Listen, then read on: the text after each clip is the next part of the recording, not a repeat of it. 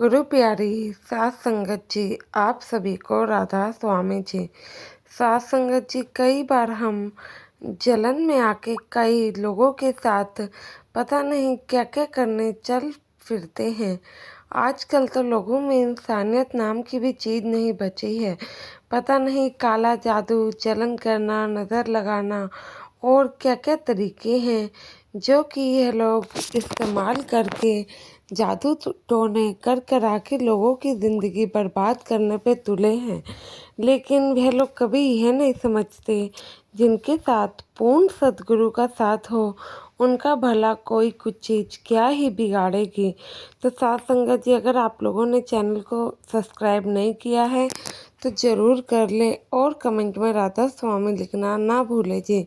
तो साथ संगत जी, यह घटना एक सत्संगी लड़की की है। तो साथ संगत जी, यह घटना सुनने के बाद आप लोगों को पता लग जाएगा क्यों आखिर सत्संगी लोग अपने बच्चों की शादी के लिए सत्संगी घर ही खोजा करते हैं, क्योंकि वे जानते हैं कि जिस मालिक से वह लोग जुड़े हैं उस मालिक की समझ उन लोगों को ही हो सकती है जो कि इन मालिक से जुड़े हों। किसी अन्य परिवार में अपने बच्चे की शादी करना, इसका मतलब ये है कि वह मालिक की मर्जी को नहीं समझते हैं, हमारे बाबा जी को नहीं समझते हैं। तो साथ संगत जी, ये घटना भी ऐसे ही है। अब यह लड़की ने तो शादी से पहले ही बाबा जी से नामदान ले रखा था। घर वालों की काफ़ी कोशिशों के बाद भी इस लड़की की शादी सत्संगी परिवार में नहीं हो पाती है।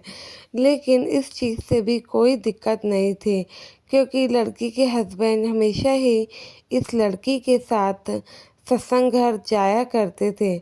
और जब भी यह लड़की सत्संग घर जाती, भजन सिमरन करती या सेवा पर जाती, कभी भी इसको कोई रोकता नहीं था। इस लड़की की जहाँ शादी हुई थी, यह पूरा जॉइंट फैमिली इकट्ठे रहा, पूरे शुरुआत से ही इकट्ठे रहा करता था। घर में काफ़ी सारे लोग भी थे। तो साथ संगत जी, इस लड़की को तब किसी चीज़ की मनाही नहीं थी। यह हमेशा ही अपने भजन सिमरन पे भी ध्यान देती और सत्संग घर में सेवा करने पे भी जाया करती। ऐसे ही सब कुछ ठीक चल रहा था। ये लड़की अब शादी को भी 2 साल होने को आ गए थे। इस लड़की को अब थोड़े समय से कुछ ऐसी चीज़ें दिखाई देने लग रही थी जो कि बिल्कुल भी सही नहीं थी। तो साथ संगत जी, यह लड़की जब भी भजन सिमरन पर बैठती या फिर मालिक को याद करती तो इसके आसपास कुछ अजीबोगरीब घटना हो जाती, जिसकी वजह से यह भी काफ़ी डर जाया करती थी। समझ नहीं आता था कि ये क्या करे। लेकिन इसका जो मालिक पर पूर्ण विश्वास था वह ही इसको इस परेशानी से बाहर निकाल देता है। तो साथ संगत जी, ये लड़की जब भी भजन सिमरन पर बैठती तो इसको कभी खून की छींटे, कभी काला नींबू, कभी काली राख, मतलब कि ऐसे ही अजीब अजीब चीज़ें दिखाई देती जो कि इसका दिल दहला देती थी। जब यह घर वालों को बताती तो घर वाले आए, एक बार तो देखा। तो घर वालों में से इनकी एक चाची सास थी।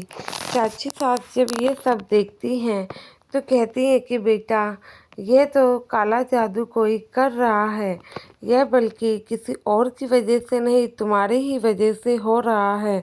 पता नहीं तुम कौन से बाबा जी को याद करती हो, तभी तुम्हारे साथ ऐसा हो रहा है। देखो, तुम्हारे ही रूम में, तुम्हारे ही जगह पे ऐसा क्यों हुआ?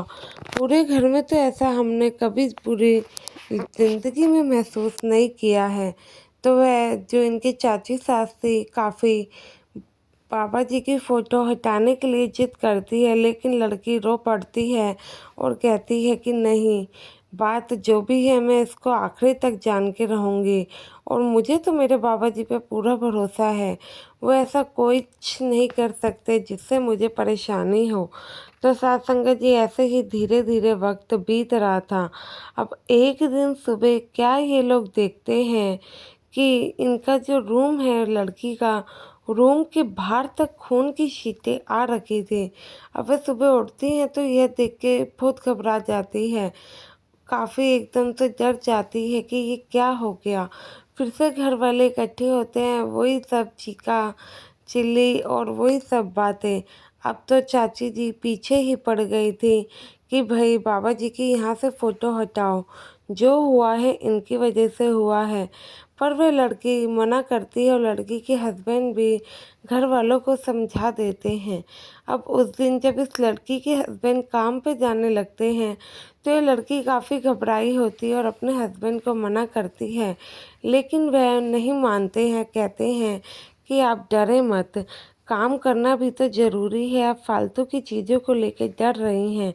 तो सास संगत जी, इनके जो हस्बैंड थे वह काम पे तो चले जाते हैं, काम पर पहुंचने से पहले ही उनके साथ कुछ ऐसा हो जाता है जिससे कि ये लड़की और परेशान होती है।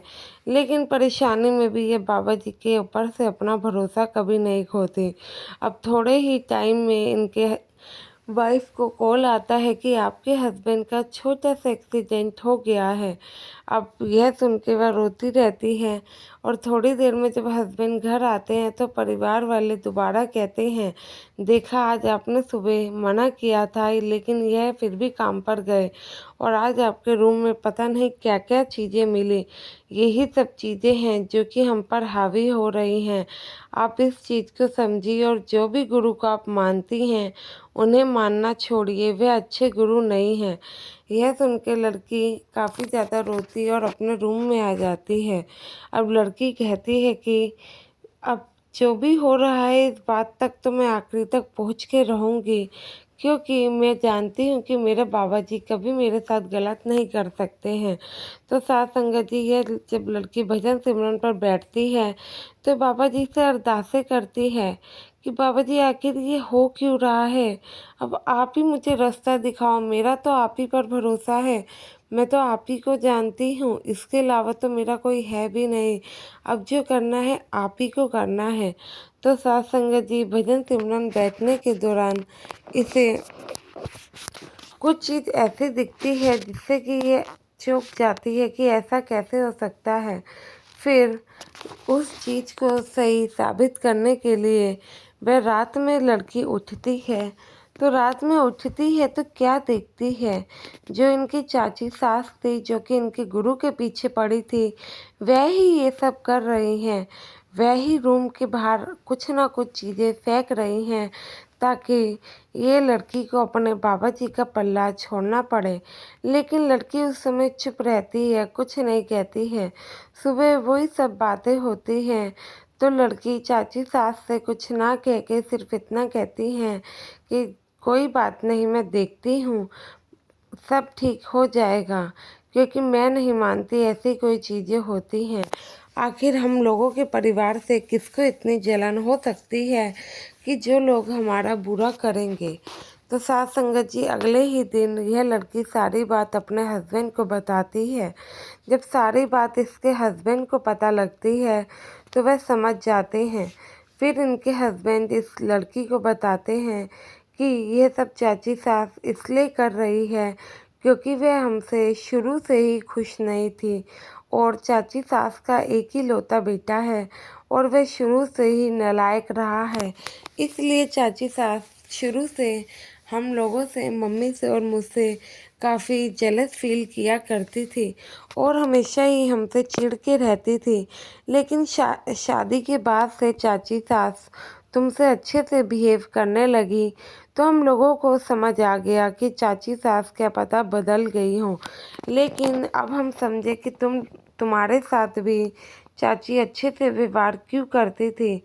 तुम्हें ये इसलिए ही चोट पहुँचा रही हैं ताकि तुम अपने गुरु से दूर हो सको। तुम कोई बात नहीं, इन सब चीज़ों को मत कुछ करो, मैं देखता हूँ। तो लड़की कहती है कि नहीं, अब आप कुछ नहीं करेंगे, जो करना है मेरे बाबा जी ही करेंगे। जो यहाँ तक मुझे लाए हैं, यहाँ तक उन्होंने मुझे सच दिखाया है, तो वही आगे इसका निपटारा भी करेंगे। आप ये सब चीज़ें बाबा जी पर छोड़ दो। तो लड़की के कहने पर वह इनके हस्बैंड घर में कुछ भी नहीं बताते हैं। अब थोड़े समय बीतता है, चाची का तो सिर्फ एक लौता ही बेटा था।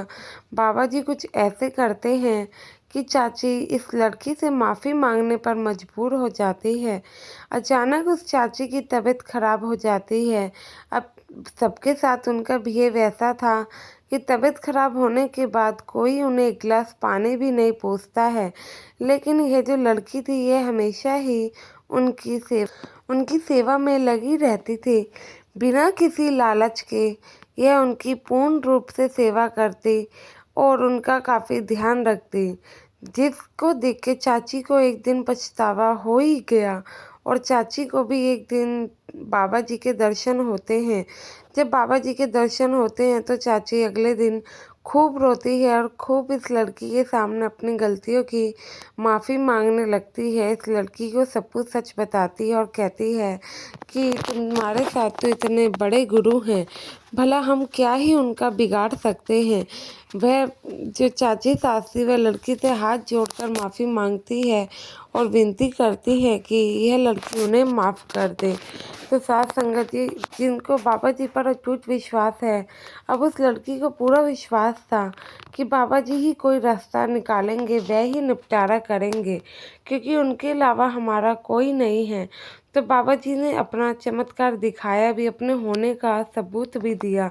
अब जो लोग उन पर से अपना विश्वास ही हटा देते हैं, अब ये लड़की भी घर वालों की बातों में आके किसी के पास इस परेशानी का हल ढूंढने जाती, तो क्या सद्गुरु जी इस लड़की के साथ खड़े होते?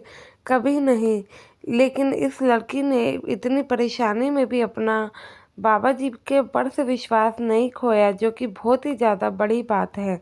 तो साथ संगत जी, आपको भी इसी तरीके का अटूट विश्वास बनाए रखना है। आशा है ये वीडियो आप लोगों को पसंद आई होगी। वीडियो अच्छी लगी हो तो लाइक करना और कमेंट में राधा स्वामी लिखना ना भूलें जी।